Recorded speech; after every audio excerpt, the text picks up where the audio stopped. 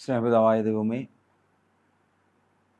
സുവിശേഷം പ്രഘോഷിക്കുവാൻ എന്നെ വ്യക്തിപരമായി അനുവദിക്കുന്നതിന് ഓർത്ത് ദൈവമേ അങ്ങോട്ട് നന്ദി പറയുന്നു.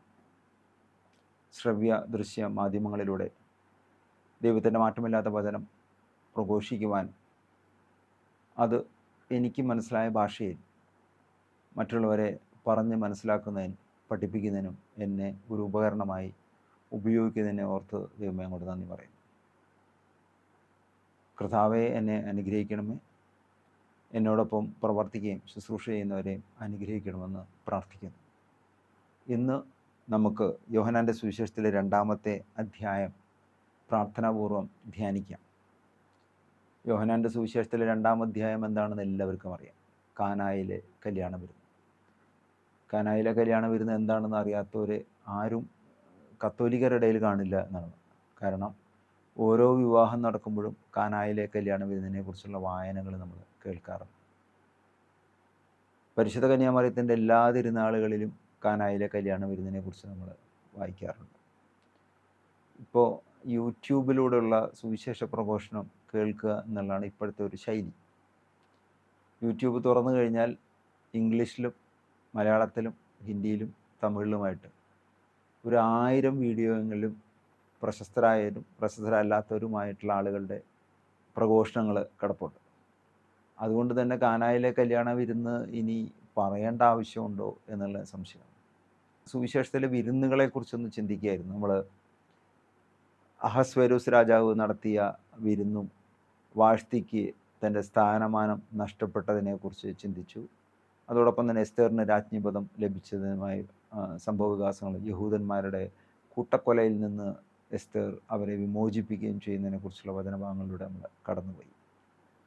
അതുപോലെ തന്നെ ദാനിയേൽ പ്രവചന പുസ്തകത്തിൽ ബെൽഷാസർ രാജാവ് വിരുന്ന് നടത്തുകയും ദൈവനിന്ദ നടത്തുകയും അതിൻ്റെ പ്രതിഫലനമായി രാജാവിന് രാജ്യം നഷ്ടപ്പെടുകയും രാജ്യം വിഭജിക്കപ്പെടുകയും രാജാവ് കൊല്ലപ്പെടുകയും ചെയ്തത് നമ്മൾ കണ്ടു. മൂന്നാമതായിട്ട് നമ്മൾ കണ്ടു യേശു തന്നെ പഠിപ്പിച്ച വിവാഹ വിരുന്നിൻ്റെ ഉപമ. വിളിക്കപ്പെട്ടവർ നിരവധി, എന്നാൽ തിരഞ്ഞെടുക്കപ്പെട്ടവർ വളരെ ചുരുക്കം.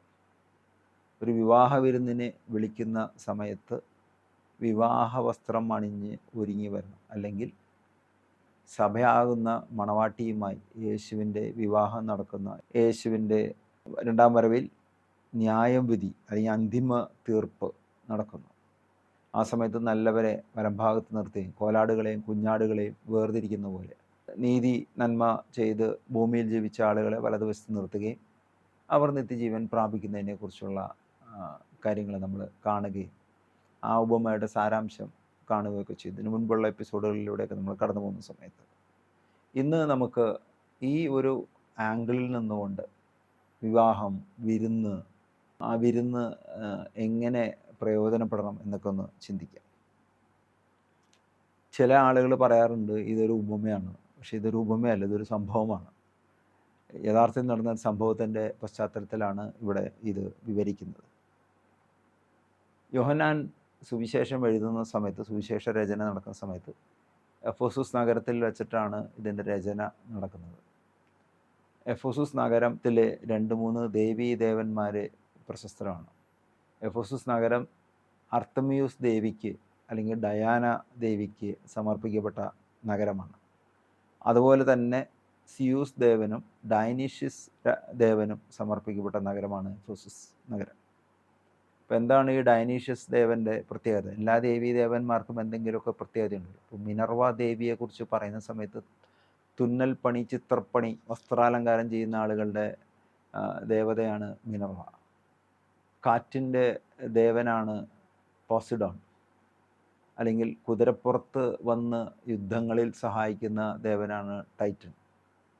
അങ്ങനെ പല ഓരോന്നിനും ഓരോ സ്പെഷ്യലിസ്റ്റ് ദേവീ ദേവന്മാർ ഈ നഗരത്തിലുണ്ട്. ഇപ്പോൾ ഡൈനീഷ്യസ് ദേവൻ്റെ പ്രത്യേകത എന്താണെന്ന് വെച്ച് കഴിഞ്ഞാൽ മുന്തിരി കൃഷി ചെയ്യുന്ന ആളുകളും വീഞ്ഞുണ്ടാക്കുന്ന ആളുകളും ഈ ഡയനീഷ്യസിൻ്റെ അടുത്ത് പോയിട്ടാണ് പ്രാർത്ഥിക്കാറ്. അപ്പോൾ എന്താണ് പ്രാർത്ഥന? ഡയനീഷ്യസ് ദേവൻ്റെ ക്ഷേത്രത്തിൽ വെള്ളം വീപ്പകളിൽ അല്ലെങ്കിൽ വീഞ്ഞ് സൂക്ഷിക്കുന്ന മരത്തിൻ്റെ ബാരലുകളിൽ വെള്ളം നിറച്ച് ക്ഷേത്രത്തിൽ കൊണ്ടുവയ്ക്കും. ആ ക്ഷേത്രത്തിൽ കൊണ്ടുവച്ച് കഴിഞ്ഞാൽ ഈ ദേവൻ അത്ഭുതം പ്രവർത്തിക്കും. ഈ വെള്ളം വീഞ്ഞായി മാറും എന്നാണ് അവരുടെ വിശ്വാസം. അത് വീഞ്ഞായി മാറുക എങ്ങനെയാണെന്നുള്ളതൊന്നും അറിയില്ല. ഇതൊരു ഗ്രീക്ക് പുരാണത്തിൻ്റെ ഭാഗമായിട്ടുള്ള ഗ്രീക്ക് പുരാണം, Greek mythology, fables and legends എന്നൊക്കെ പറഞ്ഞിട്ടുള്ള പുസ്തകങ്ങളൊക്കെ അതുമായി ബന്ധപ്പെട്ട പുസ്തകങ്ങളിലൂടെ കടന്നു പോകുമ്പോൾ കാണുന്നതാണ് ഈ ഡയനീഷ്യസ് ദേവനും വീഞ്ഞുണ്ടാക്കുന്നത്. എന്തായാലും യോഹന്നാൻ എഫെസൂസ് നഗരത്തിൽ താമസിച്ചുകൊണ്ട് ഈ രചന നടക്കുന്ന സമയത്ത് തീർച്ചയായിട്ടും ഇദ്ദേഹത്തെ സ്വാധീനിച്ചിട്ടുണ്ടാകാം. കാരണം മറ്റ് 3 സുവിശേഷങ്ങളിൽ ഈ കാനായിലെ കല്യാണ വിരുന്നിനെക്കുറിച്ച് രേഖപ്പെടുത്തിയിട്ടില്ല. മിക്കവാറും ബൈബിളിലെ സംഭവങ്ങൾ പലപ്പോഴും ഈ 3 സുവിശേഷങ്ങൾ ആവർത്തിക്കപ്പെടുന്നുണ്ട്. അല്ലെങ്കിൽ പ്രധാനപ്പെട്ട സംഭവങ്ങൾ 4 സുവിശേഷത്തിലും ഇത് ആവർത്തിക്കപ്പെടുന്നുണ്ട്. ഓരോരുത്തർ അവരുടേതായിട്ടുള്ള ശൈലിയിലാണ് അത് എഴുതിയിട്ടുള്ളത് മാത്രം. എന്നാൽ കാനായിലെ കല്യാണ വിരുന്ന് യോഹന്നാൻ്റെ സുവിശേഷത്തിൽ മാത്രമേ കാണുന്നുള്ളൂ. യോഹന്നാൻ്റെ സുവിശേഷത്തിൽ കാണുന്ന ആദ്യത്തെ അത്ഭുതമാണ്. ആ അത്ഭുതം യോഹന്നാൻ അത് ചെയ്യുന്ന സമയത്ത്, ആദ്യത്തെ അത്ഭുതം എഴുതുന്ന സമയത്ത് എന്തായാലും ഈ ഒരു ചിന്ത അവിശ്വാസികൾ ഇത് വായിച്ച് വിശ്വാസത്തിലേക്ക് വരാൻ സഹായകരമാവട്ടെ എന്ന ചിന്ത തീർച്ചയായിട്ടും യോഹന്നാന് ഉണ്ടായിരിക്കണം. അതുണ്ടായിരിക്കും ഇത് ആദ്യത്തേതായി എഴുതുന്നത്. എന്തായാലും നമുക്കിതിലൂടെ കടന്നു പോകാം. ഇതിൻ്റെ ആത്മീയമായ അർത്ഥങ്ങൾ മനസ്സിലാക്കാൻ നമുക്ക് ശ്രമിക്കുകയും ചെയ്യും. 3-ാം ദിവസം ഗലീലയിലെ കാനായിൽ ഒരു വിവാഹ വിരുന്ന് നടന്നു. ഇപ്പോൾ സാധാരണഗതിയിൽ ബൈബിളിൽ വളരെ ഈ 4 സുവിശേഷങ്ങളിലൂടെ പോകുന്ന സമയത്ത് ഈ ഡേറ്റുകളൊക്കെ പറയുന്നത് വളരെ കുറവാണ്. വളരെ അപൂർവമായിട്ട് ഡേറ്റ് പറയുന്നുള്ളൂ. പഴയ നിയമത്തിൽ ഇഷ്ടംപോലെ സ്ഥലങ്ങളിൽ ആധാർ മാസം 10-ാം തീയതി, നീസാൻ മാസം 14-ാം തീയതി എന്നൊക്കെ പറഞ്ഞിട്ട് പലതും ഡേറ്റുകൾ പറയാറുണ്ട്. പുതിയ നിയമത്തിൽ അങ്ങനെ മാസവും കണക്കൊക്കെ പറയൽ വളരെ കുറവാണ്. പക്ഷെ ഇവിടെ പറയുന്ന 3-ാം ദിവസം ഗലീലയിലെ കാനായിൽ ഒരു വിവാഹ വിരുന്ന് നടന്നു. അപ്പോൾ സാധാരണ ഇതിൽ ഡേറ്റ് പറയാത്തപ്പോൾ ഒരു ഡേറ്റ് പറഞ്ഞുകൊണ്ട് ഇത് തുടങ്ങുന്നു. ആ തുടങ്ങുക എന്ന് പറയുന്ന സമയത്ത് 3-ാം ദിവസത്തിൻ്റെ ഒരു ബിബ്ലിക്കൽ പ്രാധാന്യം ഒന്ന് മനസ്സിലാക്കാൻ നമ്മുടെ മുന്നോട്ടുള്ള യാത്രയെ സഹായിക്കും. നമ്മൾ കാണുന്നുണ്ട്, യേശു മരിച്ച് 3 ദിവസമാണ് കല്ലറയിൽ അടക്കപ്പെടുന്നത്. യോനാ പ്രവാചകൻ 3 ദിവസമാണ് മത്സ്യത്തിൻ്റെ വയറ്റിൽ ആയിരിക്കുന്നത്. ജോസഫിനെ തൻ്റെ സഹോദരന്മാർ പൊട്ടക്കിണറ്റിലിടുന്നപ്പോൾ 3 ദിവസമാണ് കിണറ്റിൽ കിടന്നത്. താബോർ മലയിലെ രൂപാന്തരീകരണ സമയത്ത് യേശു, ഏലിയ, മോശ 3 പേരാണുള്ളത്. ഭൂമിയിൽ നിന്നും 3 പേരുണ്ട്: യാക്കോബ്, യോഹന്നാൻ, പത്രോസ്. അബ്രഹാത്തിനെ കാണുവാനായിട്ട് 3 ദൂതന്മാരാണ് കടന്നു വരുന്നത്. പലപ്പോഴും അതുകൊണ്ട് തന്നെ 3 ഒരു പരിശുദ്ധിയുടെ, ഇപ്പോൾ ത്രിത്വം തന്നെ പിതാവ്, പുത്രൻ, പരിശുദ്ധാത്മാവ്, ഒരു പരിശുദ്ധിയുടെ അല്ലെങ്കിൽ ആത്മീയമായ ബന്ധത്തിൽ ഉള്ള സംഖ്യയാണ് ഈ 3 എന്ന് പറയുന്നത്. അത് ഓരോ സംഖ്യയ്ക്കും ഓരോന്നുണ്ട്. ഇപ്പോൾ ദാവീദ് രാജാവിനെ കുറിച്ച് പറയുന്ന സമയത്ത് 14 എന്ന സംഖ്യയാണ് ഗ്രീക്കുകാരുടെ അല്ലെങ്കിൽ ആ കാലത്തെ യഹൂദന്മാരുടെ ന്യൂമറോളജി അനുസരിച്ചുള്ള സംഖ്യ.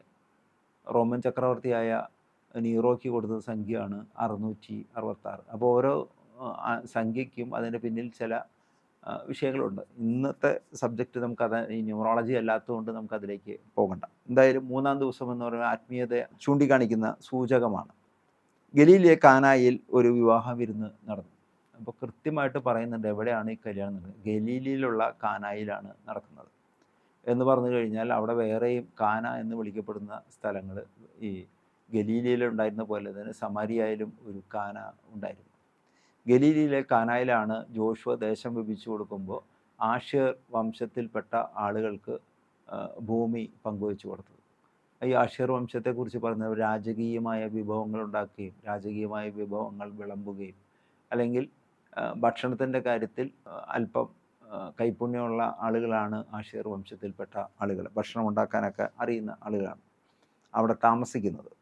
ഗലീലയിലെ കാനായിൽ ഒരു വിവാഹ വിരുന്ന് നടന്നു. യേശുവിൻ്റെ അമ്മ അവിടെ ഉണ്ടായിരുന്നു. യേശുവിൻ്റെ അമ്മ ഈ വീട്ടിൽ ഓൾറെഡി ഉണ്ട്. സാധാരണഗതിയിൽ ഒരു വിവാഹ വിരുന്നിൻ്റെ കാര്യം പറയുന്ന സമയത്ത് നമ്മുടെയൊക്കെ ഒരു സാധാരണ സാഹിത്യ രചന നടത്തുന്നതിൻ്റെ അടിസ്ഥാനത്തിൽ ചിന്തിക്കുകയാണെങ്കിൽ വിവാഹ വിരുന്ന് നമുക്കൊരു പത്രിക കിട്ടുകയാണെങ്കിൽ അതിൽ നമ്മളെ ക്ഷണിക്കുന്ന 2 പേരുണ്ട്, ഏതെങ്കിലും ഒരു ഭാര്യ ഭർത്താവ്. പിന്നെ ആരുടെ വിവാഹത്തിനാണോ ക്ഷണിക്കുന്നതെങ്കിൽ ആ മകൻ, ഇനി അവൻ ഏത് പെൺകുട്ടിയാണ് വിവാഹം കഴിക്കുന്നത്, ആ പെൺകുട്ടിയുടെ മാതാപിതാക്കളുടെ പേരും അഡ്രസ്സും ഡീറ്റെയിൽസ്, അതായത് ഏത് ദമ്പതികളുടെ മകൻ ഏത് ദമ്പതികളുടെ മകളെ വിവാഹം കഴിക്കുന്നു, ആ രണ്ട് ഈ വധുവിൻ്റെയും വരൻ്റെയും പേരുകൾ വിവാഹ ക്ഷണപത്രികയിൽ ഉൾപ്പെടുത്തുന്നു. ഇതാണ് നമ്മുടെ നാട്ടിലും ലോകത്തിൽ എല്ലായിടത്തുമുള്ള ഒരു സിസ്റ്റം. പക്ഷേ ഇവിടെ 3-ാം ദിവസം വിവാഹം വിരുന്ന് നടന്നു എന്ന് പറഞ്ഞ് ലൊക്കേഷൻ പറഞ്ഞിട്ട് പറയണു യേശുവിൻ്റെ അമ്മ അവിടെ ഉണ്ടായിരുന്നു. അപ്പോൾ മറിയം അവിടെ സാന്നിധ്യം ഉണ്ട്. യേശുവും ശിഷ്യന്മാരും വിരുന്നിന് ക്ഷണിക്കപ്പെട്ടിരുന്നു. അവിടെ വീഞ്ഞു തീർന്നു പോയപ്പോൾ യേശുവിൻ്റെ അമ്മ അവനോട് പറഞ്ഞു, അവർക്ക് വീഞ്ഞില്ല. ഇതിനെ ചുറ്റിപ്പറ്റിയാണ് എല്ലാ വ്യാഖ്യാനങ്ങളും നടക്കുന്നത്. എനിക്ക് വ്യക്തിപരമായി പ്രാർത്ഥിക്കാൻ നിരവധി തവണ ഇത്തരം പ്രസംഗങ്ങൾ കേൾക്കുകയൊക്കെ ചെയ്ത സമയത്ത് ഒറ്റയ്ക്ക് ഇരുന്ന് ധ്യാനിക്കുകയൊക്കെ ചെയ്യുമ്പോൾ എനിക്ക് കിട്ടിയ ചില ഉൾക്കാഴ്ചകളാണ് നിങ്ങൾക്ക് പങ്കുവയ്ക്കുന്നത്. ഇത് ഏതെങ്കിലും സഭാപിതാക്കന്മാരുടെ ടെക്സ്റ്റുവൽ ആയിട്ടുള്ള ഒരു ഇൻഫർമേഷൻ വായിച്ച് പഠിച്ചിട്ട് നിങ്ങളോട് പറയുന്നതല്ല.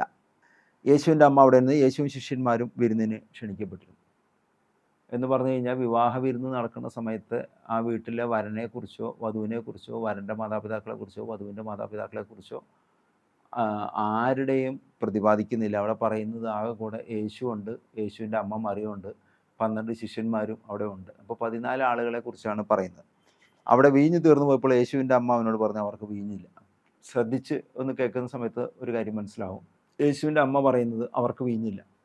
ആ വീഞ്ഞില്ല എന്ന് പറയുന്ന സമയത്ത് ആകെ യേശുവിൻ്റെ അമ്മ 12 ശിഷ്യന്മാർ എന്ന് പറഞ്ഞു കഴിഞ്ഞാൽ 12 നമുക്ക് ആത്മീയമായിട്ട് വ്യാഖ്യാനിക്കുന്ന സമയത്ത് നമുക്ക് ഇങ്ങനെയും മനസ്സിലാക്കാം, ശിഷ്യന്മാർക്ക് വീഞ്ഞ് ലഭിക്കുന്നില്ല. യേശു അവരോട് പറഞ്ഞ, സ്ത്രീയെ എനിക്കും നിനക്കും എന്ത്? ഈ സ്ത്രീയെക്കുറിച്ചിട്ടുള്ള നിരവധി വ്യാഖ്യാനങ്ങൾ നമ്മൾ കേട്ടിട്ടുണ്ട്. ഉൽപ്പത്തി പുസ്തകത്തിൽ 3 പ്രാവശ്യമാണ് ഹൗവ എന്ന് പറയുന്നത്, അതേസമയം 11 പ്രാവശ്യമാണ് സ്ത്രീയെ എന്ന് വിളിക്കുന്നത്. പിന്നീട് പലപ്പോഴും ഈ സ്ത്രീ പദപ്രയോഗങ്ങൾ വെളിപാട് വരെ ഈ ബൈബിളിലൂടെ പോകുന്ന സമയത്ത് നമുക്കിത് പലപ്പോഴും ഇത് ആവർത്തിക്കാൻ കാണുന്നുണ്ട്.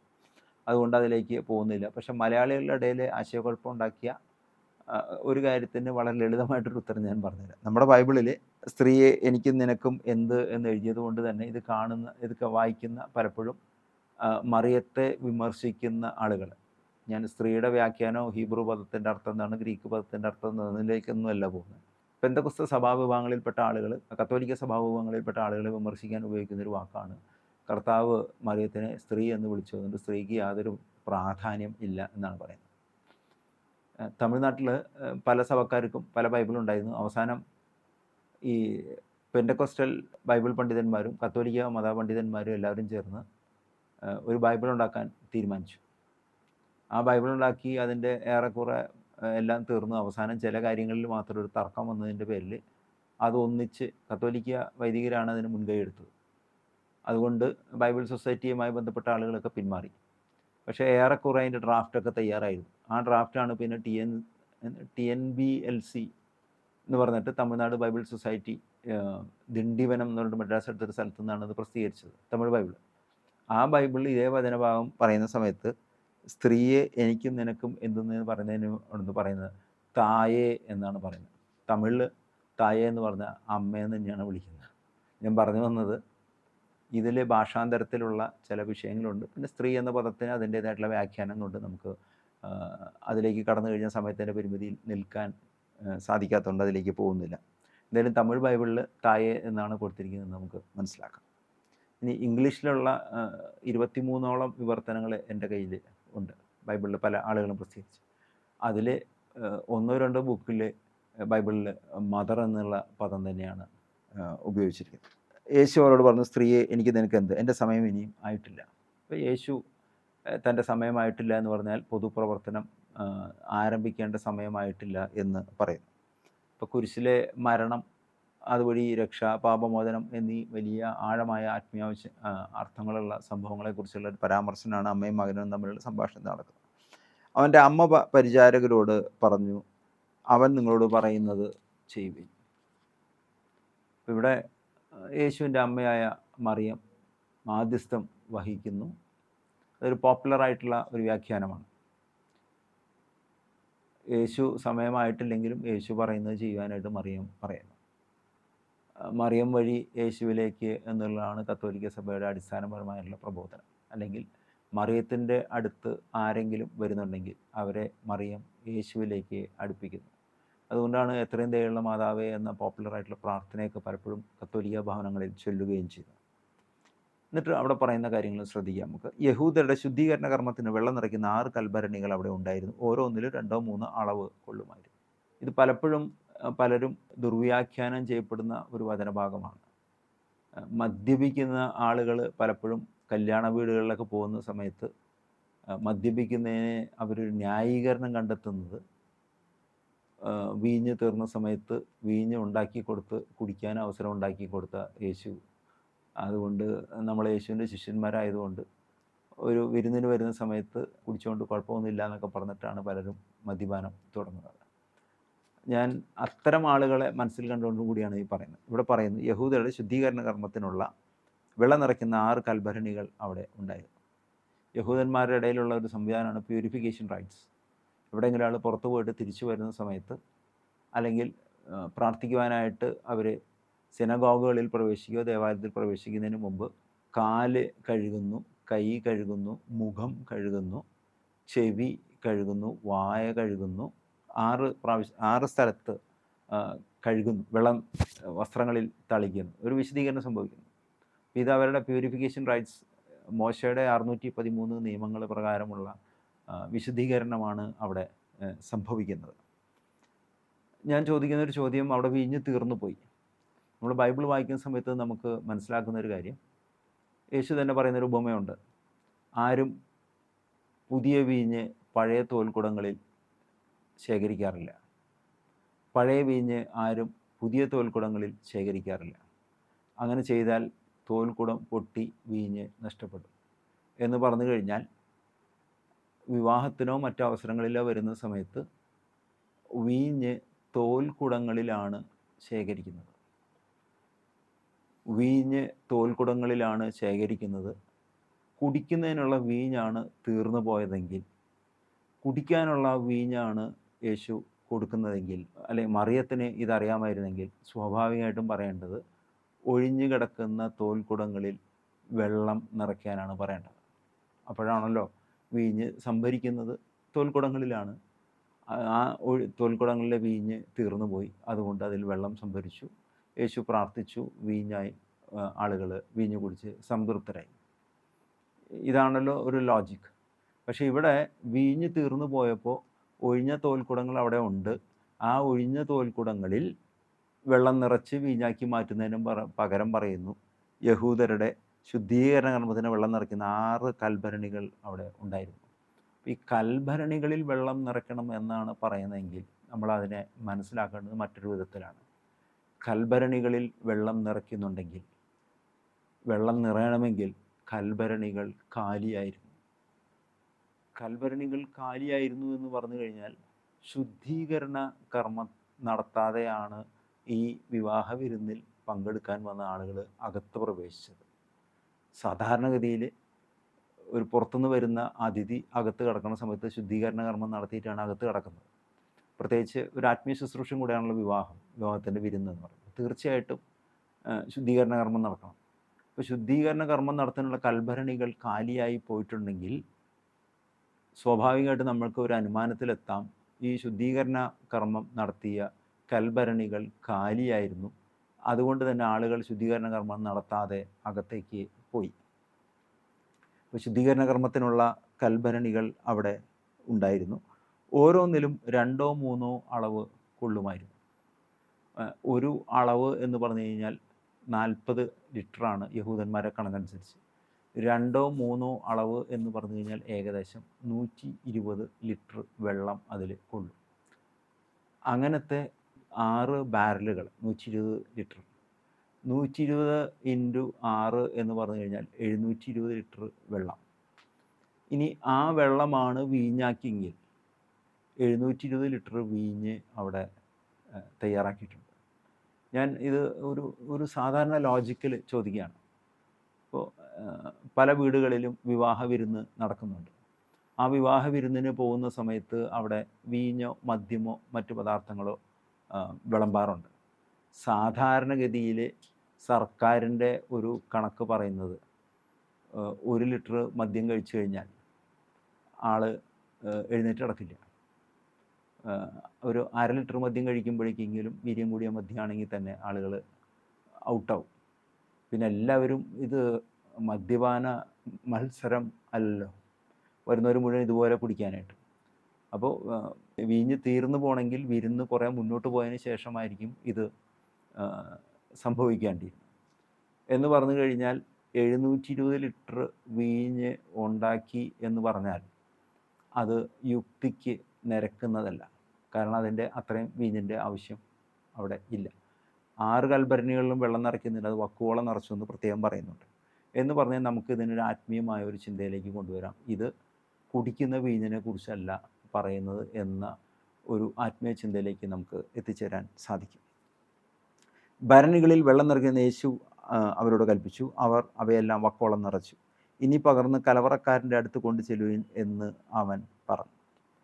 ഇത് നിറഞ്ഞു കഴിഞ്ഞ സമയത്ത് ഞാൻ പറഞ്ഞ കാര്യങ്ങളൊന്നും കൂടെ ശ്രദ്ധിക്കുക. ആ ഒഴിഞ്ഞ തോൽക്കുടങ്ങൾ ഉണ്ടാകണം. ഒഴിഞ്ഞ തോൽക്കുടത്തിൽ നിറയ്ക്കുന്നതിന് പകരം ശുദ്ധീകരണ കർമ്മത്തിനുള്ള കൽഭരണികളിൽ നിറയ്ക്കാൻ പറയുന്നു. വക്കോളം നിറയ്ക്കാൻ എല്ലാ 6 കൽഭരണികളിലും വക്കോളം നിറയ്ക്കാൻ പറയുന്നു. അങ്ങനെ നിറച്ചതിന് ശേഷം അത് കൊണ്ടുചെല്ലാനായിട്ട് പറയുന്നു. കലവറക്കാരൻ വീഞ്ഞായി മാറിയ വെള്ളം രുചിച്ചു നോക്കി അത് എവിടെ നിന്നാണെന്ന് അവൻ അറിഞ്ഞില്ല. അപ്പോൾ ഇത് എവിടെ നിന്നാണ് ഈ വീഞ്ഞ് വരുന്നതെന്ന് ഒരിക്കലും മനസ്സിലാക്കുന്നില്ല. എന്ന് പറയുമ്പോൾ നമുക്കിതിനൊരു സ്പിരിച്വൽ ഡയമെൻഷനിൽ കൂടെ ഒന്ന് ചിന്തിക്കാനായിട്ട് ഈ അവസരം ഉപയോഗിക്കാം. ഈ വീട്ടിൽ ഞാൻ നേരത്തെ സൂചിപ്പിച്ചതുപോലെ അവൻ്റെ അമ്മ അവിടെ ഉണ്ടായിരുന്നു, അവനും ശിഷ്യന്മാരും വിളിക്കപ്പെട്ടിരുന്നു. ആകെ 14 ആളുകളുടെ പേരാണ് പറയുന്നത്. പിന്നെ പറയുന്നത് കലവറക്കാരനെയും അവിടെ വെള്ളം നിറയ്ക്കാനുള്ള ജീവനക്കാരെ കുറിച്ചാണ് പറയുന്നത്. സാധാരണഗതിയിൽ ഒരു വിരുന്ന് നടക്കുന്ന സമയത്ത് വിളമ്പാൻ വന്നവർ അതിഥികളുടെ കൂടെ ഇരുന്ന് കഴിക്കില്ല. ഇപ്പോൾ വിവാഹത്തിൻ്റെ വരൻ്റെ പേര് പറയുന്നില്ല, വരൻ്റെ മാതാപിതാക്കളുടെ പേര് പറയുന്നില്ല, വധുവിൻ്റെ മാതാപിതാക്കളുടെ പേര് പറയുന്നില്ല, വേറെ ആരെയും കുറിച്ചൊരു പരാമർശനവും ഇല്ല. ഇപ്പോൾ സാധാരണഗതിയിൽ യേശു എവിടെയെങ്കിലും പോയി കഴിഞ്ഞാൽ നിയമജ്ഞർ അവിടെ വന്നു, സദുക്കായർ അവിടെ വന്നു, ഫരിസേയർ അവിടെ വന്നു, അല്ലെങ്കിൽ ദേവാലയ പ്രതിനിധി വന്നു, പല പേരുകൾ നമ്മൾ കാണുന്നുണ്ട്. ജായറോസിനെ കുറിച്ച് പറയുന്നു, സൈന്യാധിപനെ കുറിച്ച് പറയുന്നു, റോമൻ പടയാളികളെ കുറിച്ച് പറയുന്നു, അങ്ങനെ പലരെയും കുറിച്ച് പരാമർശമുണ്ട്. ഇവിടെ ഒറ്റ പേര് പറയുന്നില്ല. ആകെ കൂടെ 12+1+1 14 പേരെ അവിടെ അതിഥികളുടെ പട്ടികയിൽ ഉള്ളൂ. അപ്പോൾ അതിഥികളെ നിൽക്കുന്ന സമയത്ത് ഇത് വീഞ്ഞ് ഇങ്ങനെ കൊണ്ടുവന്നു എന്ന് പറഞ്ഞാൽ നമ്മൾ മറ്റൊരു ചിന്തയിലേക്ക് നമുക്ക് കടന്നു പോകുന്നു. 5 അപ്പം 5000 പേർക്കായിട്ട് വർദ്ധിപ്പിച്ചു കൊടുക്കുന്നു. ആ 5000 പേർക്കായിട്ട് വർദ്ധിപ്പിച്ചു കൊടുക്കുന്ന സമയത്ത് അവരെല്ലാവരും ഭക്ഷിച്ച് തൃപ്തരാകുന്നു.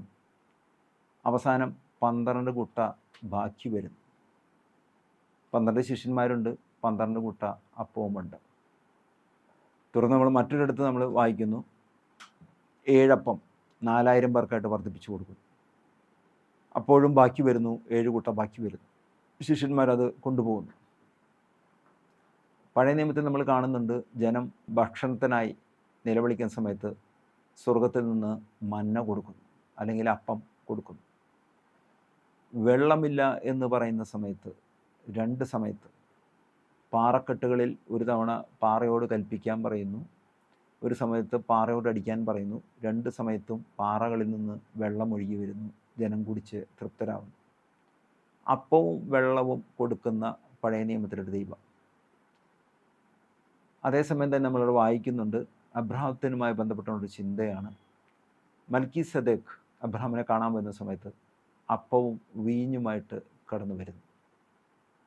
പിന്നീട് നമ്മൾ സമാഗമ കൂടാരത്തിൻ്റെ ശുശ്രൂഷയുമായി ബന്ധപ്പെട്ടുകൊണ്ട് നമ്മൾ വായിക്കുന്നു, അവിടെ തിരുസാന്നിധ്യത്തിൻ്റെ അപ്പത്തിൻ്റെ മേശ, അവിടെ 12 അപ്പം അവിടെ സൂക്ഷിച്ചു വച്ചിരിക്കുന്നു. അപ്പോൾ അപ്പവും വീഞ്ഞും അപ്പവും വെള്ളവും പഴയ നിയമത്തിൽ പറയുന്ന പല അത്ഭുതങ്ങളുടെ തുടർച്ചയാണ്.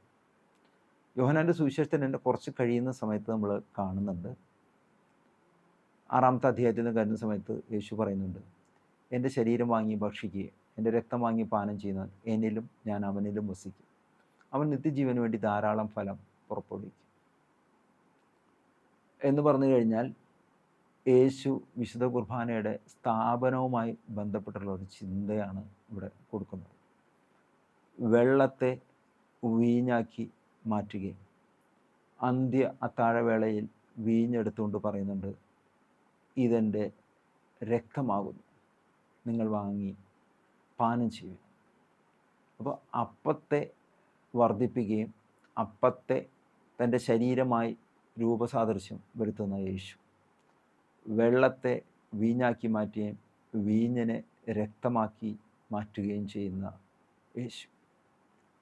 ഈ ഒരു പ്രബോധനം പഠിപ്പിക്കുന്നതിൻ്റെ 6-ാമത്തെ അധ്യായത്തിലാണ് എൻ്റെ ശരീരം വാങ്ങി ഭക്ഷിക്കുകയും രക്തം വാങ്ങി പാനം ചെയ്യുന്നതിനെ കുറിച്ച് പറയുന്നത്.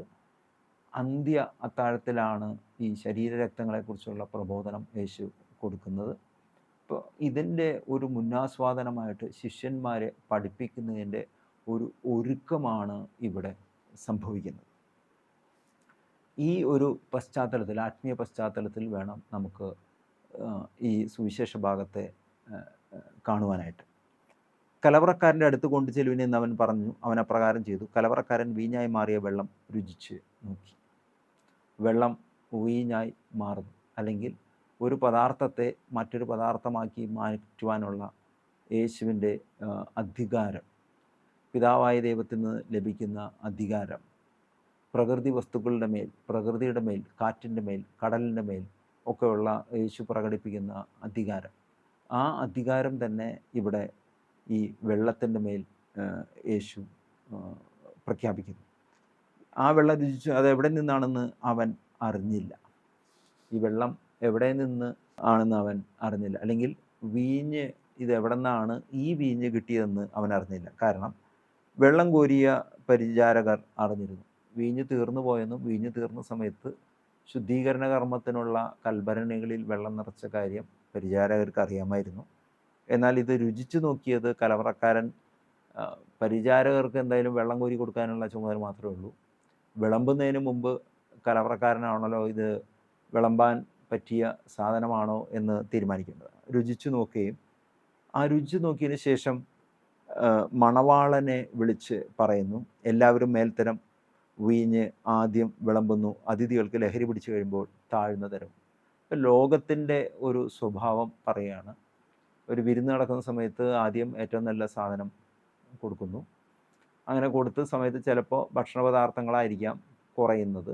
ഞാനൊരു തവണ ഒരു പച്ചക്കറി സദ്യക്ക് പോയ സമയത്ത് സാമ്പാർ ഒരു പ്രിയപ്പെട്ട ഇനമാണല്ലോ, അത് കുറഞ്ഞുപോയി, അല്ലെങ്കിൽ അത് എത്തില്ല എന്നൊരു സംശയം വന്നു. അത് കലവറക്കാരൻ്റെ അടുത്ത് എന്ന് പറഞ്ഞ വഴിക്ക് അദ്ദേഹം പറഞ്ഞു, അത് പേടിക്കേണ്ട, ഞാൻ ശരിയാക്കി തരാമെന്ന്. എന്നിട്ട് എന്താ ചെയ്തതെന്ന് വെച്ച് കഴിഞ്ഞാൽ അവിടെ ചോറ് വെച്ചപ്പോൾ ആ ചോറെടുത്ത സമയത്തുണ്ടായിരുന്ന കഞ്ഞിവെള്ളം കുറച്ചുകൊണ്ട് സാമ്പാറിൽ കൊണ്ടൊഴിച്ചു. അത് കഴിഞ്ഞിട്ട് കുറച്ച് എന്തോ കോൺഫ്ലവർ പൗഡറോ വേറെന്തോ സാധനം അതിനകത്ത് ഇട്ടു, ശരിയായി. വീണ്ടും സാമ്പാറിന് വലിയ രുചി വ്യത്യാസമില്ലാണ്ട് വരുന്നു. അപ്പോൾ കലവറക്കാരുടെ കയ്യിൽ ഇങ്ങനത്തെ പല പല ടെക്നിക്സ് ഉണ്ടെന്ന് മനസ്സിലായത്. ഇതുപോലെ തന്നെ ഇത് പറഞ്ഞുകൊണ്ടിരിക്കുന്ന സമയത്ത് തന്നെ ഒരാൾ വന്നിട്ട് പറഞ്ഞു, വേറൊരു സദ്യയിൽ ചെന്നപ്പോൾ ഭയങ്കര ഉപ്പ് കൂടുതലാണെന്ന് കംപ്ലയിൻറ്റ് വന്നു. ഉപ്പ് കൂടുതലാണെന്ന് പറഞ്ഞ വഴിക്ക് അദ്ദേഹം അതിനകത്ത് കുറച്ച് ഉരുളക്കിഴങ്ങ്, പച്ച ഉരുളക്കിഴങ്ങ് മുറിച്ചിടുന്നു, കുറച്ച് തക്കാളി ഇടുന്നു, ഒന്ന് വെയിറ്റ് ചെയ്യാൻ പറയുന്നു, ഒന്ന് ഇളക്കുന്നു. കുറച്ച് കഴിഞ്ഞപ്പോൾ ഈ ഉരുളക്കിഴങ്ങും ഈ ഇട്ട തക്കാളി കഷ്ണമൊക്കെ എടുത്ത് മാറ്റുന്നു, ഇനി നോക്കിക്കോളാൻ പറഞ്ഞു. അപ്പോൾ ഉപ്പ് സ്റ്റെബിലൈസ്ഡായി. അപ്പോൾ ഇങ്ങനെയുള്ള ഞാൻ പറഞ്ഞതെന്ന് വെച്ചാൽ എനിക്ക് പാചകമായിട്ടൊരു ബന്ധവുമില്ല, ചായ ഉണ്ടാക്കാൻ മാത്രമാണ് എനിക്ക് അറിവ്, ബാക്കിയൊക്കെ ഭാര്യയാണ് ഭക്ഷണമൊക്കെ ഉണ്ടാക്കി തരുന്നത്. പക്ഷെ നമ്മൾ കാണുന്നതാണ് പ്രൊഫഷണൽ പാചകക്കാർക്ക് അവർക്ക് എന്തെങ്കിലും ഒരു കൈപ്പിഴ പറ്റുകയോ അത് വരുന്ന ആളുകൾ ചൂണ്ടിക്കാണിക്കുകയും ചെയ്യുന്ന സമയത്ത് അതിൽ നിന്ന് മോചനം കിട്ടാനുള്ള പല ടെക്നോളജി അവരുടെ കൈവശം ഉണ്ട്. ഇവിടെ അതുകൊണ്ട് ഇദ്ദേഹം പറയാണ്, മേൽത്തരം വീഞ്ഞ് ആദ്യം വിളമ്പുന്നു, അതിഥികൾക്ക് ലഹരി പിടിച്ചു കഴിയുമ്പോൾ താഴ്ന്നു തരും. എന്നാൽ നീ നല്ല വീഞ്ഞ് ഇതുവരെയും സൂക്ഷിച്ചുവല്ലോ. അപ്പം നല്ല വീഞ്ഞ് ഇതുവരെ സൂക്ഷിച്ചുവല്ലോ. ഇവിടെയാണ് ഇതിൻ്റെ ഈ ഒരു രണ്ടാമത്തെ കീ പോയിൻ്റ് എന്ന് പറഞ്ഞു. ഒന്നാമത്തെ കീ പോയിൻ്റ് ഞാൻ പറഞ്ഞു, വീഞ്ഞ് തീർന്നെങ്കിൽ, കുടിക്കുന്ന വീഞ്ഞായിരുന്നെങ്കിൽ അവിടെ തോൽക്കുടം ഉണ്ടാകുമായിരുന്നു, തോൽക്കുടത്തിലാണ് വെള്ളം നിറയ്ക്കേണ്ടത്. രണ്ടാമത്തെ കീ പോയിൻ്റ്, നീ ഇതുവരെ നല്ല വീഞ്ഞ് ഇതുവരെയും സൂക്ഷിച്ചുവല്ലോ. ഇപ്പം നല്ല വീഞ്ഞ് ഇതുവരെ സൂക്ഷിച്ചുവല്ലോ എന്ന് പറയുന്ന സമയത്താണ് നമ്മൾ അന്ത്യ അത്താഴ വേളയിൽ നടക്കുന്ന പെസഹ വിരുന്നിലേക്ക് നമ്മൾ ചെല്ലേണ്ടത്. അവിടെ വെച്ചിട്ടാണ് യേശു പല അത്ഭുതങ്ങളും നടക്കുന്നു. നമ്മൾ സുവിശേഷം വായിക്കുന്ന സമയത്ത് യേശു ചെയ്ത 4 സുവിശേഷങ്ങളിലായിട്ടുള്ള 39 വലിയ അത്ഭുതങ്ങൾ നമ്മൾ കാണുന്നു. യോഹന്നാൻ്റെ സുവിശേഷത്തിൽ തന്നെ 7 അത്ഭുതങ്ങൾ കാണുന്നു.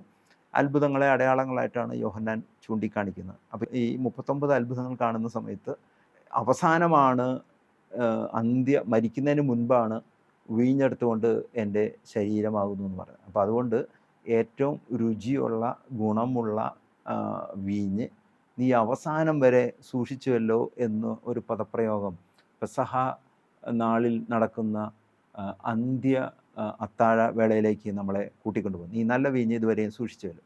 യേശു തൻ്റെ മഹത്വം വെളിപ്പെടുത്തുന്നതിന് വേണ്ടി പ്രവർത്തിച്ച അടയാളങ്ങളുടെ ആരംഭമാണ്, അല്ലെങ്കിൽ പരിശുദ്ധ കന്യാമറിയത്തിൻ്റെ മാധ്യസ്ഥത്താൽ നടക്കുന്ന ആദ്യത്തെ അത്ഭുതം, യോഹന്നാൻ്റെ സുവിശേഷത്തിലെ ആദ്യത്തെ അത്ഭുതം. ഗലീലിലെ കാനാൽ ചെയ്ത ഈ അത്ഭുതം അവൻ്റെ ശിഷ്യന്മാർ അവനിൽ വിശ്വസിച്ചു.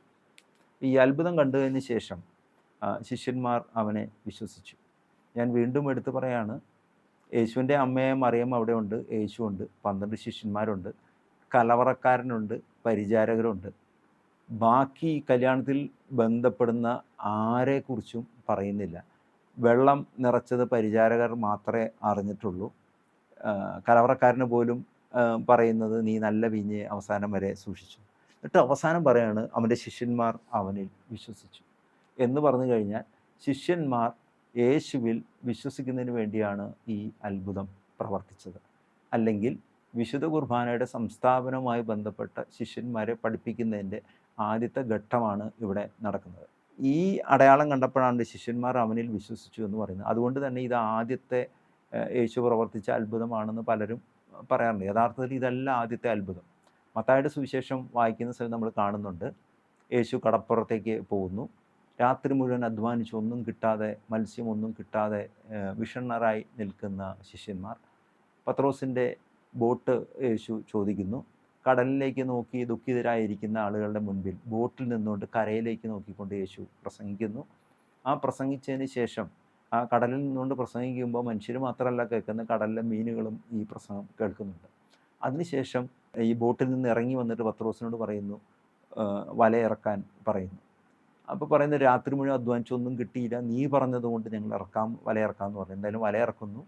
വല നിറയെ മത്സ്യം കിട്ടുന്നു. ആ മത്സ്യം വലിച്ച് കയറ്റുന്നു. അവിടെയുള്ള ആളുകളെ മുഴുവൻ ഈ വല വലിച്ച് കയറ്റാൻ സഹായത്തിന് വേണ്ടി വിളിക്കുന്നു. വല വലിച്ച് കയറ്റുന്നു. ആ മത്സ്യത്തിൻ്റെ പെരുപ്പം കണ്ട് മത്സ്യബന്ധനത്തിൽ നല്ല അറിവ് ഉണ്ടായിരുന്ന പത്രോസ് പറയുന്നു, ഞാനൊരു പാപിയാണ്, നീ എന്നെ വിട്ടു പോകണം എന്ന് പറഞ്ഞാൽ പത്രോസിനൊരു കാര്യം മനസ്സിലായി, മാനുഷികമായിട്ട് ഇതൊരിക്കലും സംഭവിക്കില്ല, ഇതൊരു ദൈവപ്രവൃത്തിയാണ്. ആ അതുകൊണ്ട് പറഞ്ഞാൽ എന്നെ വിട്ടു പോകണം. അപ്പോൾ യേശു പറയുന്നൊരു മറുപടി ഉണ്ട്, നീ എൻ്റെ കൂടെ പോരെ, ഞാൻ നിന്നെ മനുഷ്യനെ പിടിക്കുന്നതിനാക്കാം. തൽക്ഷണം വള്ളവും വലയും ഉപേക്ഷിച്ച് പത്രോസ് യേശുവിനെ പിൻപറ്റി. അതാണ് ഈ മത്സ്യം കിട്ടാതെ നിൽക്കുമ്പോൾ മത്സ്യം കിട്ടിയതാണ് ആദ്യത്തെ അത്ഭുതം. അതിനുശേഷം യാക്കോബിനെയും യോഹന്നാനെയും വിളിക്കുന്ന അവരും വരുന്നു. ഞാനിത് എടുത്തു പറഞ്ഞതെന്ന് വെച്ച് കഴിഞ്ഞാൽ ആ അത്ഭുതം കണ്ടതുകൊണ്ടാണ് അവർ ശിഷ്യന്മാരായത്. അവർ യേശുവിൻ്റെ കൂടെ പോയെങ്കിലും അവർക്ക് പരിപൂർണമായ വിശ്വാസം യേശുവിലുണ്ടായിരുന്നില്ല. ഇവിടെ ഇതിൻ്റെ അവസാന വാക്കിൽ പറയുന്നു, അവൻ്റെ ശിഷ്യന്മാർ അവനിൽ വിശ്വസിച്ചു. അല്ലെങ്കിൽ മത്സ്യബന്ധനത്തിൻ്റെ അത്ഭുതം കണ്ടതുകൊണ്ടാണ് അവർ ശിഷ്യത്വത്തിലേക്ക് വന്നത്. അതുകൊണ്ട് അത് തന്നെയാണ് ആദ്യത്തെ അത്ഭുതം. ഇവിടെ മറിയത്തിൻ്റെ മധ്യസ്ഥയിൽ നടന്ന ആദ്യത്തെ അത്ഭുതം, അല്ലെങ്കിൽ യോഹന്നാൻ്റെ സുവിശേഷത്തിലെ ആദ്യത്തെ അത്ഭുതമായിട്ട് നമുക്കതിനെ മനസ്സിലാക്കാം. എന്തായാലും ഈ അത്ഭുതത്തിന് ശേഷം യേശുവിൻ്റെ ശിഷ്യന്മാർ അവനിൽ വിശ്വസിക്കുന്നു. മാത്രമല്ല, ശിഷ്യന്മാരുടെ ജീവിതത്തിൽ അവസാനം ഭാഗങ്ങളിലേക്ക് കടന്നു വന്ന സമയത്ത് യേശുവിൻ്റെ മരണത്തിന് ശേഷം ശിഷ്യന്മാർ ഭയചകിതരാകുന്നു, ചിതറിപ്പോകുന്നു. അവർ വീണ്ടും മത്സ്യബന്ധനത്തിലേക്ക് തന്നെ തിരികെ പോകുന്നു. ഗുരു മരിച്ചു, ഇനി ഒന്നും ചെയ്യാനില്ല എന്ന ചിന്ത കടന്നു വരുന്നു. മത്സ്യബന്ധനത്തിന് പോകുന്നു, രാത്രി മുഴുവൻ അധ്വാനിക്കുന്നു, ഒന്നും കിട്ടാതെ തിരിച്ചു വരുന്നു. യേശു അവിടെ കടന്നു ചെല്ലുന്നു. മത്സ്യം എന്തെങ്കിലും ഉണ്ടോ എന്ന് ചോദിച്ചാൽ ഇല്ല എന്ന് പറയുന്നു. ആഴത്തിൽ വലയിറക്കാൻ പറയുന്നു. വലയിറക്കുന്നു. 153 വിവിധ ഇനത്തിൽപ്പെട്ട മത്സ്യങ്ങളെ ലഭിക്കുന്നു. വല വലിച്ചു കയറ്റുന്ന സമയത്ത് തന്നെ മത്സ്യം കിട്ടിയെന്ന് പറഞ്ഞ സമയത്ത് തന്നെ പത്രോസിന് ആദ്യത്തെ മത്സ്യബന്ധന അനുഭവം ഓർമ്മ വരുന്നു. അതുകൊണ്ട് തന്നെ അത് യേശുവാണെന്ന് പറഞ്ഞ് അവൻ പുറങ്കുപ്പായം ധരിച്ച് യേശുവിൻ്റെ അടുത്തേക്ക് കടന്നു ചെല്ലുന്നു. യോഹന്നാനും കൂടെ ചെല്ലുന്നു. അപ്പോൾ ആദ്യത്തെ അത്ഭുതവും അവസാനത്തെ അത്ഭുതവും മത്സ്യബന്ധനം തന്നെയാണ്. എന്നാൽ അതുവഴിയാണ് അവർ ശിഷ്യത്വത്തിലേക്ക് കടന്നു വന്നത്. ശിഷ്യന്മാർ ഇവൻ ദൈവപുത്രനാണെന്ന് വിശ്വസിച്ചത് ഈ അത്ഭുതം. അതുകൊണ്ടാണ് പറയുന്നത്, അവൻ്റെ ശിഷ്യന്മാർ അവനിൽ വിശ്വസിച്ചു. ഇത് കഴിഞ്ഞിട്ടാണ് അപ്പം വർധന 2 സമയത്ത് നടക്കുന്നു. അതിൻ്റെ ഇടയിൽ യോഹന്നാൻ്റെ സുവിശേഷത്തിലെ എൻ്റെ ശരീരം വാങ്ങി ഭക്ഷിക്കുകയും രക്തം വാങ്ങി പാനം ചെയ്യുന്നതിനെക്കുറിച്ച് പറയുന്നു. ഇത് കഴിഞ്ഞിട്ട് പൊതുവായിട്ട് പറയുന്നു, എൻ്റെ ശരീരം വാങ്ങി ഭക്ഷിക്കണം എന്ന് പറഞ്ഞു. അപ്പോൾ പറഞ്ഞു, ഇവൻ്റെ ശരീരം ഇവന് എങ്ങനെ തന്നെ തരാൻ കഴിയും? ഇപ്പോൾ പറഞ്ഞു, അബ്രഹാമിന് മുൻപ് ഞാനുണ്ടെന്ന് പറയുന്നു. ഇതെല്ലാം കഴിഞ്ഞ് അവസാനം അത്താഴവേളയിൽ വരുന്ന സമയത്ത്, പെസഹ ഭോജനത്തിൻ്റെ സമയത്ത് കടന്നു വരുന്ന സമയത്താണ് യേശു ശരീരം എടുത്തുകൊണ്ട് എൻ്റെ ശരീരം വാങ്ങി ഭക്ഷിക്കണം, എൻ്റെ രക്തം വാങ്ങി പാനം ചെയ്യണം എന്ന് ഉത്ബോധിപ്പിക്കുകയും ഇന്ന് അത് വിശുദ്ധ കുർബാനയിലേക്ക് കടന്നു. അപ്പോൾ വിശുദ്ധ കുർബാനയെക്കുറിച്ചുള്ള പ്രബോധനം കൊടുക്കുന്നതിൻ്റെ ഒന്നാമത്തെ ഘട്ടമാണ് കാനായിലെ കല്യാണ വിരുന്ന്. അതുകൊണ്ട് തന്നെ ഞാൻ ഒരിക്കൽ കൂടി ആവർത്തിച്ച് പറയുന്നു, മദ്യപിക്കുന്നതിന് ഉള്ള വീഞ്ഞായിരുന്നുണ്ടെങ്കിൽ തോൽക്കുടങ്ങൾ, ഒഴിഞ്ഞ തോൽക്കുടങ്ങൾ അവിടെ ഉണ്ടാകുമായിരുന്നു, ആ തോൽക്കുടങ്ങളിൽ ശേഖരിക്കാമായിരുന്നു. പക്ഷെ ഇവിടെ കൃത്യമായിട്ട് പറയുന്നു, ശുദ്ധീകരണ കർമ്മത്തിനുള്ള വെള്ളം ശേഖരിക്കുന്ന കൽഭരണികളിൽ വെള്ളം ഇല്ലാത്തതുകൊണ്ട് മാത്രമാണ് നിറയ്ക്കാൻ കഴിയുന്നത്. കൽഭരണികളിൽ വെള്ളമില്ല എന്ന് പറഞ്ഞു കഴിഞ്ഞാൽ ശുദ്ധീകരണ കർമ്മം നടത്താതെ ഈ വിരുന്നിൽ പ്രവേശിക്കുന്നു എന്ന് പറഞ്ഞു കഴിഞ്ഞാൽ, സഭയിൽ അല്ലെങ്കിൽ കുഞ്ഞാടിൻ്റെ വിവാഹത്തിന് ഒരുങ്ങുന്ന സമയത്ത് യേശുവിനെ പലപ്പോഴും മണവാളനെ എന്നാണ് പ്രതിപാദിക്കുന്നത്. അപ്പം മണവാളൻ്റെ വിവാഹത്തിന് വരുന്നവർ അവരെ ശുദ്ധീകരണ കർമ്മം നടത്തി വിശുദ്ധിയോടുകൂടി കടന്നു വരണം. വിവാഹ വിരുന്നിന് ഉപമ പറയുന്ന സമയത്ത് വിവാഹ വസ്ത്രം ധരിക്കാത്തവനെ പുറത്താക്കുകയും അവനെ നരകത്തിയിലേക്കും അവിടെ പല്ലുകടിയും വിലാപത്തെ കുറിച്ചൊക്കെ ബൈബിൾ പരാമർശിക്കുന്നുണ്ട്. അതുകൊണ്ട് ഇത് നമ്മൾ ഇതുവരെ കേട്ട ചിന്തകൾ നമ്മളെ യഥാർത്ഥമായ ചിന്തയിലേക്ക് എത്തിച്ചോ എന്ന് ഞാൻ സംശയിക്കുന്നു. ഇത് തികച്ചും എൻ്റെ വ്യക്തിപരമായ ചില ധ്യാനാത്മകമായ ചിന്തകളാണ്. നിങ്ങളതിനെ അങ്ങനെ കണ്ടാൽ മതി. ഉൾക്കൊള്ളാൻ പറ്റുന്നവർ അതിനെ സ്വീകരിക്കുക, അല്ലാത്ത ആളുകൾ അതിനെ വിട്ടുകളയുക. നിങ്ങൾക്ക് ഇഷ്ടപ്പെട്ട വ്യാഖ്യാനങ്ങളുമായി നിങ്ങൾ മുന്നോട്ട് പോവുക. എന്തായാലും പരിശുദ്ധ കന്യാമറിയത്തിൻ്റെ മാധ്യസ്ഥത്താൽ, പരിശുദ്ധ കന്യാമറിയത്തിൻ്റെ ഇടപെടലാൽ നടന്ന ആദ്യത്തെ അത്ഭുതമാണ് കാനായിലെ കല്യാണം. നമ്മൾ സുവിശേഷം വായിക്കുന്ന സമയത്ത് പരിശുദ്ധ കന്യാമറിയം എത്ര വാക്കുകൾ സംസാരിച്ചു എന്ന് നോക്കുന്ന സമയത്ത് നമ്മൾ ആകെ 5 വാക്കുകളാണ് പരിശുദ്ധ കന്യാമറിയം സംസാരിച്ചതായിട്ട് കാണുന്നത്. അതിലൊരു വാക്ക് ഇതാണ്, ഈ കോണ്ടെക്സ്റ്റിൽ പറയുന്നതാണ്. അവൻ പറയുന്നത് ചെയ്യുക എന്നും അവർക്ക് വീഞ്ഞില്ല എന്ന് പറയുന്ന വാക്കുകൾ നമ്മൾ കാണുന്നുണ്ട്. ദൂതനുമായിട്ടുള്ള സംഭാഷണത്തിൽ മറിയം ആകെ 2 വാക്കുകളാണ് പറയുന്നത്. യേശുവിനെ കാണാതിരിക്കുന്ന സമയത്ത് യേശുവിനോട് തന്നെ പറയുന്നുണ്ട്, നിൻ്റെ പിതാവും ഞാനും നിന്നെ കാണാതെ ദുഃഖിതയായി എന്ന പരാമർശനം. പിന്നെ ഇവിടെ പരാമർശനം ഇങ്ങനെയുള്ള പിന്നെ മറിയത്തിൻ്റെ സ്തോത്രഗീതം, ഇത്രയും ഭാഗങ്ങളാണ് മറിയം സംസാരിക്കുന്നത്. അപ്പോൾ മറിയം സംസാരിച്ച 2 വാക്കുകൾ ഈ യോഹന്നാൻ്റെ സുവിശേഷത്തിലെ ഈ കാനായിലെ കല്യാണ വിരുന്നുമായിട്ടുള്ള ചിന്തകളാണ്. എന്തായാലും മറ്റ് ആരെക്കുറിച്ചും പ്രതിപാദിക്കാതെ ഇരിക്കുന്നതുകൊണ്ട്, മറിയത്തെക്കുറിച്ചും യേശുവിനെക്കുറിച്ചും 12 ശിഷ്യന്മാരെക്കുറിച്ചും ശിഷ്യന്മാർ അവനിൽ വിശ്വസിച്ചു എന്നൊക്കെ കൃത്യമായിട്ട് പറയുന്നത് കൊണ്ട് ഇത് സ്വാഭാവികമായിട്ടും യേശുവിൻ്റെ പരസ്യ ജീവിതത്തിൻ്റെ മുന്നാസ്വാദനമായി, അല്ലെങ്കിൽ യേശുവിൻ്റെ ഏറ്റവും വലിയ പ്രബോധനമായ വിശുദ്ധ കുർബാനയുടെ പ്രബോധനവുമായി ബന്ധപ്പെടുത്തിക്കൊണ്ട് നമുക്ക് ഇതിനെ ധ്യാനപൂർവ്വം ചിന്തിക്കാം. നമുക്ക് കണ്ണുകളടയ്ക്കാം, പ്രാർത്ഥിക്കാം. സ്നേഹപിതാവായ ദൈവമേ, പരിശുദ്ധ കന്യകാമറിയത്തിൻ്റെ മാധ്യസ്ഥതയാൽ യേശുവിൻ്റെ ഇടപെടൽ വഴിയായി സമയമാകുന്നതിന് മുൻപ് യേശു നടത്തുന്ന യോഹന്നാൻ്റെ സുവിശേഷത്തിലെ ആദ്യത്തെ അത്ഭുതം വായിച്ച് ധ്യാനിച്ച് പ്രാർത്ഥിച്ച് അത് മനസ്സിലാക്കുന്നതിനുള്ള കൃപ ഞങ്ങൾക്ക് നൽകണമെന്ന് ഞങ്ങൾ പ്രാർത്ഥിക്കുന്നു. കർത്താവേ, ഞങ്ങൾ ഓരോരുത്തരും ഈ വചന ഭാഗങ്ങൾ വായിക്കുകയും ധ്യാനിക്കുകയും ചെയ്യുന്ന സമയത്ത് സഭാപിതാക്കന്മാരോ അല്ലെങ്കിൽ ബൈബിൾ കമൻട്രി എഴുതുന്ന പണ്ഡിതരായിട്ടുള്ള വൈദികരോ വ്യാഖ്യാനിക്കുകയും പഠിപ്പിക്കുന്ന വ്യത്യസ്തമായ ചിന്തകൾ ഓരോരുത്തർക്കും പ്രൈവറ്റ് റെവലേഷനായിട്ട് വരികയാണല്ലോ. ഇത്തരം പ്രൈവറ്റ് റെവലേഷൻസ് കേൾക്കുന്ന ആളുകളെ ആത്മീയമായി പ്രചോദിപ്പിക്കുകയും യേശുവിൻ്റെ ഭൂമിയിലെ ഏറ്റവും വലിയ പ്രവർത്തനമായ പുതിയ ഉടമ്പടി വിശുദ്ധ കുർബാന, ആ വിശുദ്ധ കുർബാന മനസ്സിലാക്കുന്നതിനും ഭയഭക്തി ബഹുമാനത്തോടുകൂടി ഒരുങ്ങി കുമ്പസാരം എന്ന കൂദാശ വഴി കടന്നു വന്ന് വിശുദ്ധ കുർബാന സ്വീകരിക്കുന്നതിനും നിത്യജീവൻ ലക്ഷ്യമാക്കിക്കൊണ്ട് ഭൂമിയിൽ ജീവിക്കാനുള്ള കൃപ ഈ പ്രോഗ്രാം കാണുകയും കേൾക്കുകയും ചെയ്യുന്ന എല്ലാവർക്കും നൽകണമെന്ന് യേശുവിൻ്റെ നാമത്തിൽ ഞങ്ങൾ പ്രാർത്ഥിക്കുന്നു. ആമേൻ.